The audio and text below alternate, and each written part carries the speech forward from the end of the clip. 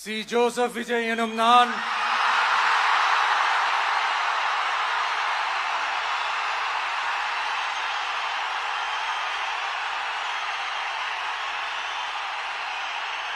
சட்டப்படி அமைக்கப்பெற்ற இந்திய அரசியல் அமைப்பின்பால் உண்மையான நம்பிக்கையும் மாறா பற்றும் கொண்டிருப்பேன் என்றும் இந்திய நாட்டின் ஒப்பில்லாத முழு முதல் ஆட்சியையும் ஒருமையையும் நிலை நிறுத்துவேன் என்றும் தமிழ்நாட்டு அரசின் முதலமைச்சராக உண்மையாகவும் உளச்சான்றின்படியும் என் கடமைகளை நிறைவேற்றுவேன் என்றும் அரசியல் அமைப்பிற்கும் சட்டத்திற்கும் இணங்க அச்சமும் ஒருதலை சார்பும் இன்றி